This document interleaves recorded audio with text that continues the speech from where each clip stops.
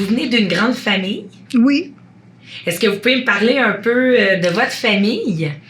Je ne pourrais pas t'en parler beaucoup parce que j'ai pas vécu longtemps avec eux autres. Ma mère a eu 18 enfants, mais elle les rendait à terme. Beaucoup mouraient. Et puis, j'ai 9 sœurs de mortes, plus un frère. Puis, je suis restée toute seule comme fille. Puis, j'étais la dernière. Les 3 en arrière de moi sont décédés, donc j'étais l'aîné. Oui. L'aîné. Oui. Et puis, ma mère est décédée lorsque j'avais 3 ans. Donc, mes parents vivaient sur la ferme paternelle qu'il avait reçue de son père. Et puis, moi, j'ai été séparée de mes frères lors de la mort de ma mère. J'étais habitée chez une de mes tantes. Après ça, j'ai été transférée. Je me suis promenée beaucoup, 10 ans. Et puis, à l'âge de 12 ans, je suis allée vivre avec mon père. Mais mon père, il travaillait sur la machinerie lourde. Et puis, je le voyais, lorsque j'étais jeune, je le voyais une fois par année. Parce que lui, il a abandonné la terre puis est allé vivre à Gagnonville, au Québec. Et puis, c'est ça. À 12 ans, il est venu à Montréal, puis j'ai habité avec lui. Et puis là, lui, il suivait le chantier de construction, fait que je déménageais d'école à école. Je pouvais faire 2 à 3 écoles par année. C'était pas compliqué. Fait que c'est dur à l'âge de 12, 13 ans, 14 ans. Fait que à 16 ans, j'ai décidé de me marier. La plus grande erreur, j'ai pas faite. À 21 ans, divorcée avec un enfant. J'ai eu mon enfant à 17 ans. Ah ouais. Mais je regrette ce coin-là, mais par contre, je regrette pas d'avoir eu mon fils parce qu'il est extraordinaire. Puis, à 28 ans, je me suis remariée avec Félix, un mari extraordinaire. Et puis, mais je suis sortie de l'adolescence à l'adulte. J'étais pas mal... disons, mélangée. Je suis allée suivre une thérapie avec un psychologue. Ça m'a beaucoup aidé à comprendre ce qui m'était arrivé parce que j'ai pas eu une belle enfance. Et puis, mais à 28 ans, j'ai rencontré mon mari, puis j'ai donné ma vie à Jésus-Christ. Comme vous savez, il était pasteur. Et puis, j'ai fait une vie extraordinaire. Maintenant, je peux dire que je mors à pleines dents dans la vie. Ça m'a libérée de ce passé-là.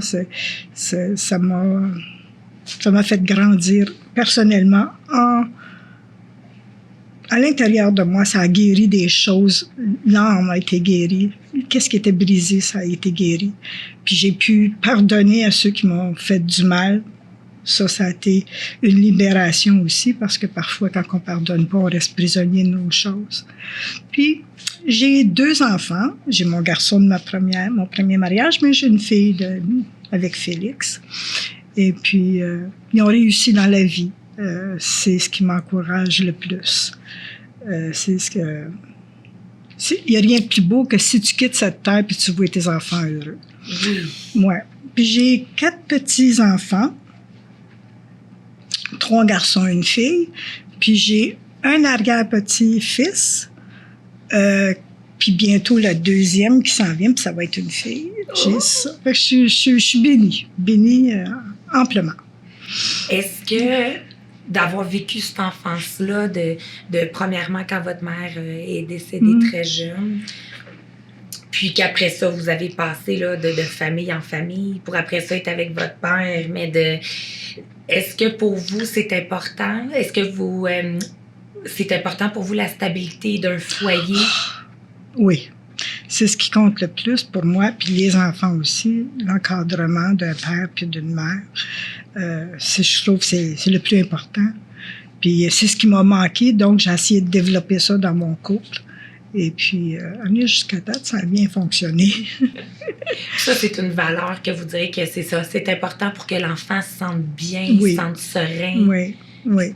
Puis, Je remercie le Seigneur parce que mon fils avait 4 ans lorsque je me suis divorcée, puis Félix est rentré dans notre vie presque tout de suite, parce que Félix est un ami d'enfance, parce que le plus vieux de mes frères a marié la plus vieille de ses sœurs, donc on était frères et sœurs, mariés aux frères et sœurs, donc j'ai connu Félix, j'avais 4 ans, lorsque sa sœur a marié mon frère. Et puis... Est-ce que, malgré que vous avez été séparés, des derniers frères et sœurs, Oui. Est-ce que vous pouvez dire quand même que vous vous êtes retrouvés, vous êtes une famille unie, ou ça, c'est quelque chose qui revient? Oui et non. Je pourrais dire que je connais plus les gens ici que je peux connaître mes frères, de caractère. Il y en a un en particulier que je suis plus proche, mon frère Gérald. Il demeure à Laval. On ne se voit pas souvent, mais on s'appelle presque au moins une fois par mois. Là, on s'appelle des fois toutes les semaines, ça dépend. Mais je ne peux pas dire qu'on était unis tant que ça, mais c'est avec lui que je suis le plus proche. Mais les autres sont tous décédés. On est les 3 derniers qui ont survécu. Les parents, ça ne vit pas vieux. Oui, c'est ça. Ouais.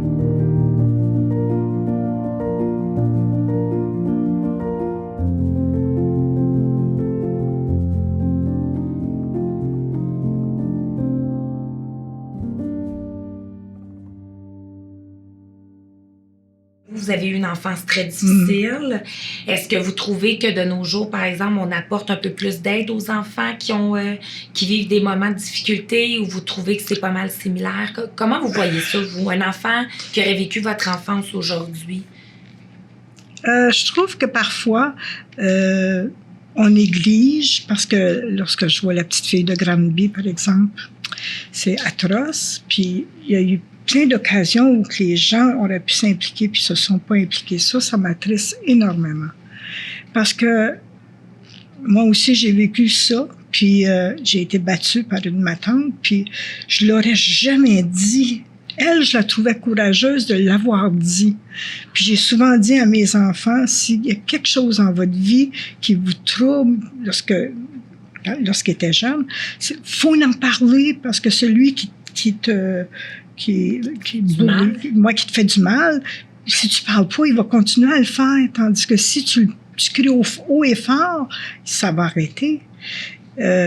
C'est ça qui a fait que j'ai enduré aussi longtemps, à ne pas parler de peur des menaces qu'on me faisait, puis de peur aussi de faire de la peine à la personne avec qui je pouvais m'assumer. De 6 ans à 12 ans, j'ai resté chez ma tante.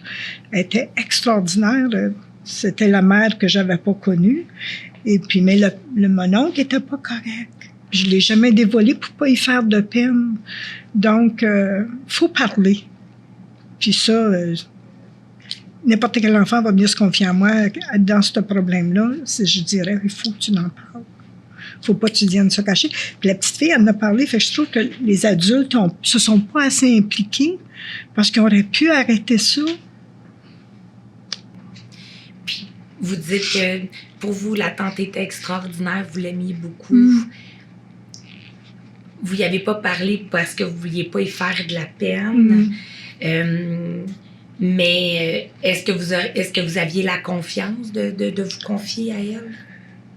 Aujourd'hui, oui. Mais dans ce temps-là, l'amour était trop grand. C'est la seule personne que j'avais un attachement énorme avec elle. Puis mes frères étaient tous éloignés. J'étais toute seule au Nouveau-Brunswick. Mon père était rendu à Gagnonville. Mes frères étaient tous rendus là. J'étais toute seule. Fait que j'avais pas personne d'autre qu'elle. Puis je pouvais pas perdre son amour, là, tu comprends? Fait que c'est pour ça que j'en parlais pas. Puis ça, est-ce que c'était quelque chose qui était important pour vous, que vos enfants vivent une adolescence avec des amis alentours? Ah oui, oui. Il y en a qui ont eu des bons amis, il y en a qui n'ont pas eu des moins bons, mais l'adolescence, c'est l'adolescence. Hein? Oui. Quand on est bien parti dans la vie, en jeune âge, je trouve que ça donne un bon fondement pour s'enligner pour l'avenir. Puis je trouve que c'est de trop... Moi, je pense que c'est de 0 à 5 ans que tu peux bien être façonné, là. Mais moi, j'ai manqué ce coup-là. Fait que pour vous, cette étape-là est très importante. Très importante. Est-ce que vous en avez déjà voulu beaucoup à votre père de vous avoir laissé comme ça? Jamais à mon père parce que, comme j'étais la seule fille, il s'est déjà confié à moi, puis j'ai compris à travers quoi il l'avait passé. Puis en dernier, il buvait plus, mais il y avait beaucoup d'alcool dans... Il buvait toutes les fins de semaine, du vendredi soir au dimanche soir. Puis ça me... Tu sais, je faisais des rêves, mon père, il tombait en bas d'une falaise. Tu sais, c'était bien troublant, là. Mais mon père, c'était un bon gars. Il était bon envers moi, sauf il y avait ce défaut-là, puis de déménager. Ouais. Puis les déménagements, c'est à cause qu'il manquait, c'était pour l'emploi? Non, il était toujours au même emploi, mais la construction, lorsqu'elle était finie, on allait d'une autre construction, fait que là, c'était loin, on déménageait. Donc, c'était ça le plus difficile. Ça, j'ai trouvé ça difficile avec mon père. Si ça avait pas été de ça puis de la boisson, je me serais pas mariée à 16 ans, là. Mais j'en ai pas voulu. J'en ai pas voulu parce que je suis la seule dans la famille qui n'a pas voulu, là. Mais non, j'en ai pas voulu parce que lui aussi a eu ses misères. Puis on se dit, se marier à 16 ans, de nos jours, se marier à 16 ans, c'est illégal, là. On est obligé d'aller à l'école. Ouais. Il y a des lois maintenant. Comment votre père a pris ça quand vous y avez annoncé « Je quitte la maison, je me marie » ? Je pense que j'étais un fardeau pour mon père. Aujourd'hui, je vois ça comme ça, là. Je pense que j'étais un fardeau, puis ça le libérait, lui. Il n'a pas dit... Ben, dans ce temps-là, mon frère aussi, celui qui a marié la sœur de mon mari, il avait 17 ans, puis elle avait 16 ans, là, tu sais. C'était normal. Oui. C'était chose... Ça avait passé comme du beurre dans le poêle.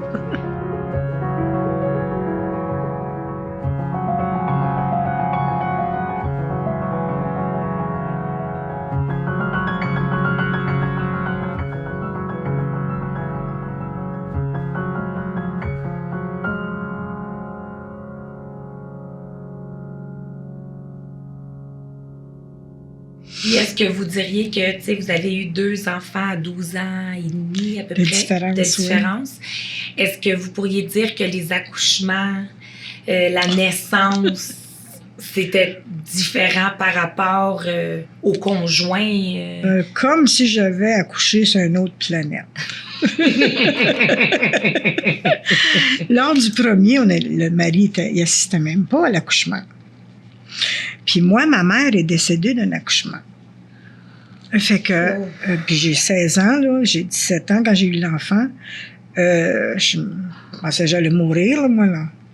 Et puis, j'ai accouché toute seule. Puis, en plus, une demi-heure de contraction, puis le bébé est là. J'accouchais comme une chatte. Fait que, ça a été atroce, le premier. Ça m'a pris 12 ans et demi avant de décider d'en avoir un autre. Pas parce que l'enfant était difficile, c'est juste parce que l'accouchement, puis j'ai eu peur. Puis, vous dites que vous avez accouché tout seul. C'était comme ça dans le temps? Le mari assistait pas avec sa femme? Non, ben le mari est venu, puis on dit, à l'hôpital, ils ont dit, ben tu peux retourner, là. Elle accouchera pas aujourd'hui, tu reviendras demain. Mais après qu'elle était partie, là, j'ai été à peu près... Je suis rentrée à l'hôpital, j'avais même pas de douleur. Puis lorsque les os ont crevé, lui était parti, puis une demi-heure après, j'accouchais, là. Oh mon Dieu, puis ça, c'est des grosses douleurs. Ben, j'ai pas eu de petites douleurs, je connaissais pas ça, j'ai tombé dans les grosses tout de suite. Et puis, c'est ça. Puis est-ce que dans le temps, on donnait l'épidurale comme aujourd'hui? Non. Puis en plus, moi, je savais pas, là. Moi, j'étais allergique à l'éther, comment on me mettait. Puis ça fait dropper ma pression. La pression. Puis je pensais que j'allais mourir. Je pensais carrément que j'allais mourir. Même J'ai accouché en Ontario, puis c'était en anglais, puis je parlais au docteur, I'm gonna die, I'm dying, puis j'avais l'impression que je sortais de mon corps. J'ai eu toute une expérience à ça. Fait qu'il n'y a pas de danger que j'aurais voulu avoir un autre enfant. Là. C'était fini pour moi. Puis c'est sûr que vous deviez vous dire, ma mère est morte en accouchant. Oui, en plus. Ouais. Non, mais j'avais tout ça dans ma tête. Puis en plus, ben, j'étais dans une province anglaise, fait que... Puis la deuxième accouchement? Ah, c'est pas pareil. Le deuxième accouchement, ben, il y avait l'épidurale. Moi, étant donné que j'avais accouché dans une demi-heure, puis là, je savais c'était quoi les douleurs, ben, j'ai pas besoin d'épidurale. Mais mon mari disait, ah non, je veux pas devoir souffrir, il faut absolument que tu prennes l'épidurale. Sinon, j'assiste pas à l'accouchement. Ben là, je voulais qu'il assiste. J'ai pris l'épidurale. Puis ça a été facile. C'était pas la même chose. On était dans une salle relaxée, les miroirs, il y avait une petite musique douce. Ah, j'ai pas senti rien, mais le bébé était là. C'était pas partout pareil. Au lieu de sentir de mourir, là, c'était comme dans un hôtel. Là. Tout un autre événement. Comment il a pris ça, votre fils, quand il a su que vous êtes... Parce que là, il était comme dans la phase de l'adolescence. Ben, ils ont toujours été proches, mes enfants. C'est extraordinaire. Ils étaient tellement contents. Non, sur le coup, lorsqu'il avait 12 ans, il avait fait un dessin, puis il y avait toutes des petites pattes en allant plus petit. Puis ça m'avait intriguée. C'était toutes des grandes jambes avec juste les pieds, mais en allant de plus petit en plus petit. Puis j'ai fait examiner ce dessin-là par quelqu'un, puis elle m'a dit, c'est parce qu'il doit sentir qu'il va être diminué, il va être moins aimé, ou tu sais, peut-être c'est ça qu'il fait, là. Fait que là, je lui ai expliqué. J'ai dit, le cœur d'une maman, là, c'est comme un élastique. Plus qu'il y en a, plus qu'il y a de la place pour tout le monde. Ça élargit tout le temps, mais ça ne change pas cet amour-là pour toi. Je vais toujours t'aimer de la même façon, je vais toujours aimer ta petite sœur de la même façon. On s'aime toutes, mais dans cet élastique-là. Fait que... Puis à partir de là, ça... non, il a toujours été... il l'a gardé, il l'a catiné, il a tout fait. Puis elle avait 8 ans quand lui s'est marié. Fait que, non, ils ont toujours été bien, bien proches. Même encore aujourd'hui. Ils sont plus proches que jamais. Ça serait quoi la valeur que vous aimeriez partager, que vous aimeriez que vos enfants aient acquis puis qui redonnent aux générations futures? Bien, c'est comme je te disais. C'est vraiment l'unité, l'humilité, l'amour, cultiver cet amour, être proche.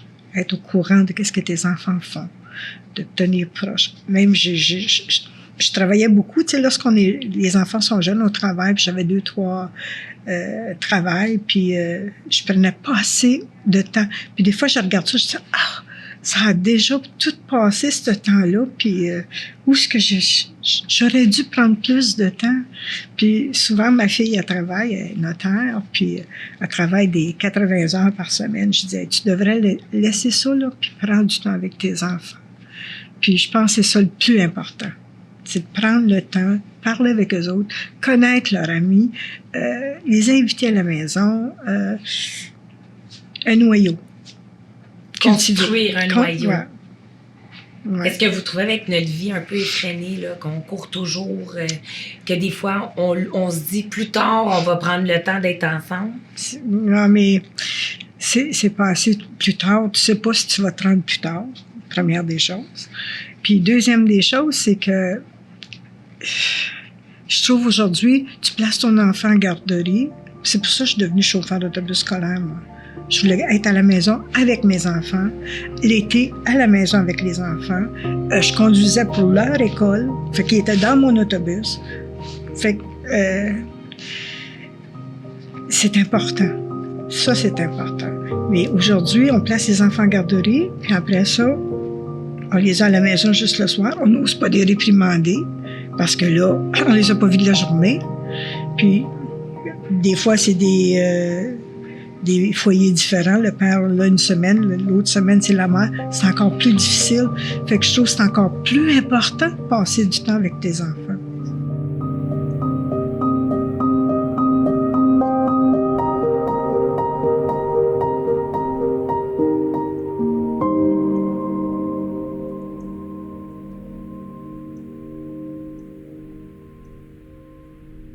Moi, j'en ai élevé un trop gâté.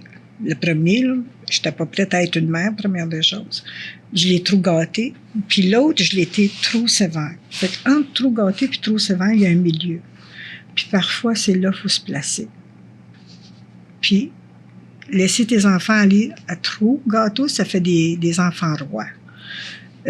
Trop sévère, ben, ça fait quasiment des enfants martyrs, là, mais ma fille n'est pas martyr. Là. Je suis pas inquiète. Mais j'avais pas besoin d'être aussi sévère avec elle parce qu'elle écoutait la parole. Oui. Fait que, tu sais, faut différencier entre les choses. Aujourd'hui, je vois la différence. Disons que j'ai pas manqué mon coup pour ça. Des fois, c'est même mieux d'être trop sévère que pas assez sévère. Mais, l'enfant a besoin d'un encadrement pour savoir c'est quoi ses limites puis c'est quoi tes limites. Un coup que l'enfant a appris ça, ça va bien. Puis faire ce que tu dis que tu vas faire. Ah oui. Ça, c'est bien important pour un enfant. Parce qu'on en entend beaucoup des « je vais faire ça, mais je le fais pas ». Fait que ça devient des menaces. Oui. Moi, j'en avais 72 en arrière des enfants. Là. Fallait que tu saves comment faire, là. Les tannants, tu les connaissais tout de suite, les premiers. C'était les premiers prénoms que vous connaissiez. Ah, toujours. Les petits tranquilles, c'était les derniers. Puis j'essayais d'aller vers eux autres pareil parce que les enfants ont tous des besoins. Hein. Puis l'injustice entre les enfants, c'est pas correct. Là. Je pense qu'il faut traiter tous les enfants pareil. J'ai trouvé ça beau par rapport à ce que vous dites. J'ai choisi ma carrière de chauffeuse d'autobus pour être avec mes enfants le soir, pour être là la fin de semaine, tout ça. Donc, c'est quoi vous avez aimé le plus dans votre métier? Bien, quand j'ai commencé à être chauffeur d'autobus scolaire, j'aimais pas tellement les enfants. Puis j'ai été chauffeur d'autobus scolaire parce que j'aimais conduire les véhicules. Fait que je suis allée là. Puis en plus, je vais être avec les enfants. Mais dans ce temps-là, j'avais pas ma fille. J'avais juste mon garçon. J'ai dit, ben, je vais être avec lui l'été, puis les fins de semaine. Puis dans ce temps-là, les gardiennes, il n'y avait pas de garderie, là. Non, puis il n'y avait pas de gardienne le soir non plus. Non. Donc, il fallait que tu trouves un métier que tu pouvais être à la maison. Vous avez commencé pour être là pour votre fils. Ouais. Vous n'aimiez pas nécessairement les enfants. Puis, à travers... quand j'ai eu ma fille, puis elle était là à l'école, la première journée, elle pleurait, puis elle voulait pas embarquer dans l'autobus, puis moi, ça m'a... Là, j'ai compris que les enfants, là, ça a des besoins. Puis pourquoi qu'elle pleurait dans l'autobus? Parce qu'elle avait peur que le chauffeur se rappelle plus où ce qu'elle demeurait. Elle m'a dit ça par après. Donc, j'ai dit, hey, quand j'ai commencé, j'ai découvert les enfants avec ma fille, puis dans l'autobus. Parce que là, quand les enfants rentraient avant, je leur disais, ben oui, va t'asseoir, là. Mais après ça, je dis, ben non.